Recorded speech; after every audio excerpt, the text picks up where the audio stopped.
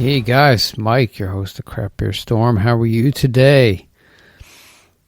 It is Friday. It's the weekend. Are you planning to go see your local brewery? You got to get that on the calendar. You got to go. These guys are making really great beer. Do you know who's in your town? Do you know what breweries in your town? Google it. I bet you'll find some really good stuff. Go check them out. You don't have to go to one. Go to a couple of them. Do a tour. There's probably a bunch in your area. Google. Okay, craft brew news. It's Friday. So we go over the news of the week, the drama.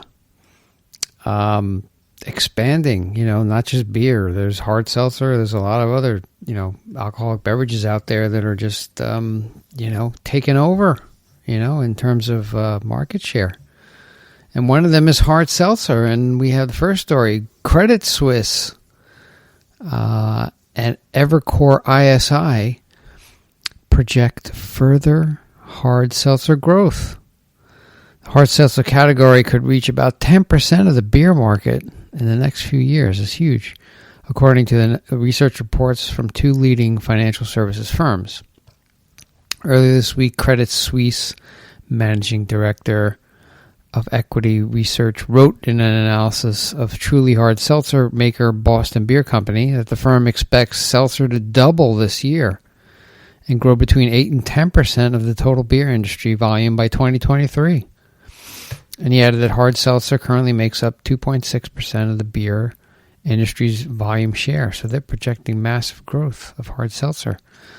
Category leaders Mark Anthony brands White Claw hard seltzer and Truly both encountered out-of-stock issues in 2019. They ran out of it, which hindered growth, and yet the seltzer category more than doubled last year.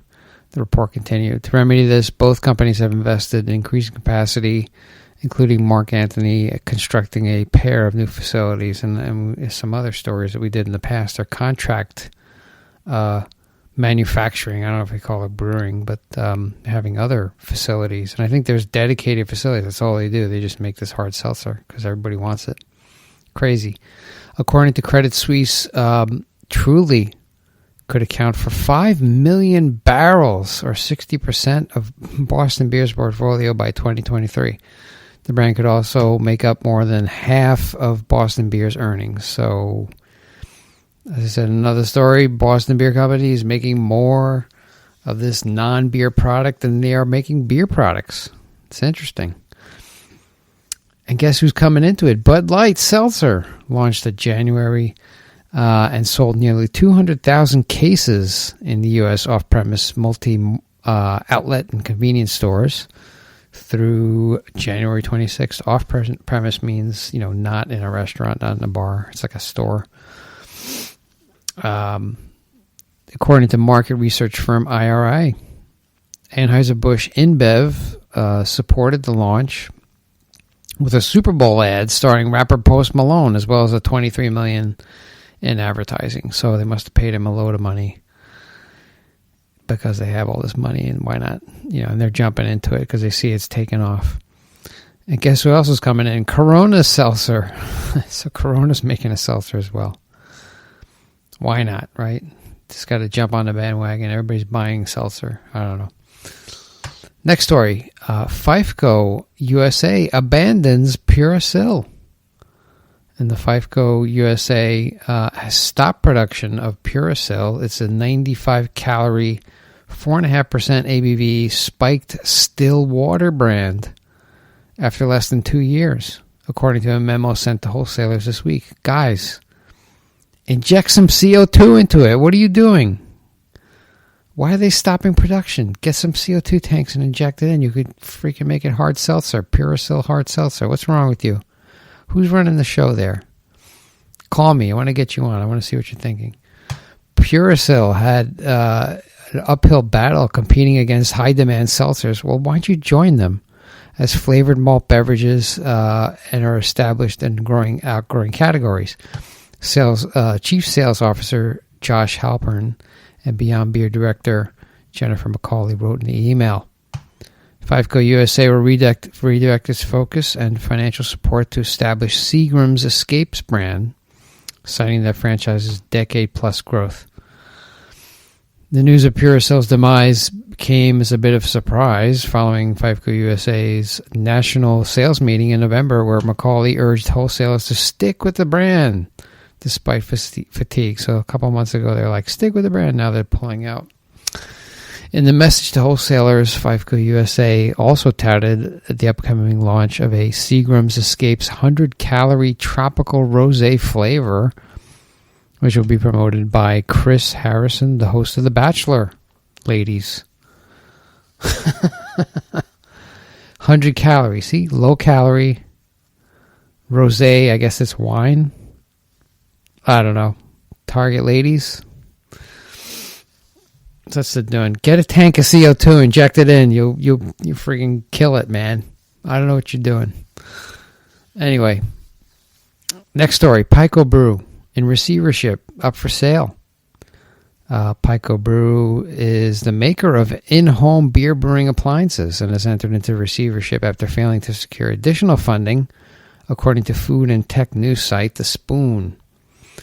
Co-founder and CEO Bill Mitchell said told the outlet that the company had taken out a bridge loan from new and existing investors, but needed to secure additional funding in December. And Pico Brew could not close that funding round. Bridge Investor Group called the loan and forced the company to find a buyer. Mitchell said he expects the investor group to buy the company, barring any higher bids. And Pico Brew's products include Pico C and Pico Pro for home brewers and the Z series for commercial use. I think I checked out Pico Brew. I think they were at the Great American Beer Festival, or the CBC. I think it was very expensive to buy the thing. I'm like, I don't know, this price, man. It's a lot of money to pay for this, for a home brewer. So I don't know. I guess they had issues, and they couldn't close on this funding. So stuff happens quickly, man, in this industry. Last story: the Dominator Ironheart Canning acquires another company, Michigan Mobile Canning. Ironheart Canning, the country's largest mobile canning service provider, announced today an agreement to acquire Michigan Mobile Canning. Ironheart, headquartered in Manchester, New Hampshire. Yeah, I know them because they did a lot of work for breweries around in New Hampshire. Operates 50 canning lines from 24 locations from Maine to Florida. In addition of Michigan Mobile Canning's 2 locations in Kalamazoo, Michigan and Indianapolis, Indiana, will extend Ironheart's reach into Illinois. And the founder and CEO, Tyler Will, said in a press release, we are extremely excited about the opportunity to bring our industry-leading canning services and expertise to the Midwest. Indiana, Michigan, and the greater Chicago area are incredible markets in the craft industry, and we are eager to begin building new partnerships within the region. So what Ironheart does is they go into breweries who don't want to buy their own canning lines. They have a mobile canning unit. They set it up, hook up to their tanks, get the CO2 going, get the whole thing operational, and then they can a whole bunch of beer. And then they fold up their equipment, they put it back in a truck, and they go to the next one and do that. So, but apparently they're doing well. They've been around for a while, and they're just expanding. So there you go. That is your news for this week. We got hard seltzer growth. Puracell, what are you doing? Get some CO2 tanks, inject it in. What are you doing? I don't know. I just see it. So I'm like, yeah, all right. You have the water. You have the alcohol in it. It's a low calorie. You need CO2. I don't know. Maybe it's just me. Maybe I'm missing something. I don't know. Anyway, that's your Craft Brew News. Hey, if you like what we're doing, go on to iTunes. Go on whatever you're listening to, or any platform. Give us a rating, review. Click on those 5 stars. Everything will be great.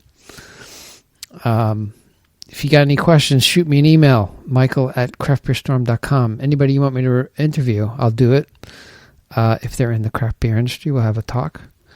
If they can contribute, let's do it. Go visit your local brewery, because that's what they're there for. These guys work hard. They have families. They bust their ass to make beer for you, and they follow their passion, so support them. That's the best thing you can do. Don't go buy a suitcase of beer or water, all right? These mass-produced beers. Go buy a 4-pack of awesome, fresh local beer. You'll be much more happy. If you want to drink quantity of liquid, buy a case of a pallet of water. Drink that instead. It's cheaper. All right. That's what I got for you today. I hope you have a great weekend. I'm going to be in Vegas. I'll be at 10X, GrowthCon. 10Xing stuff, figuring it out. Blowing out craft brews, news, blowing out craft beer storm. We got big plans. So if you're out there, let me know.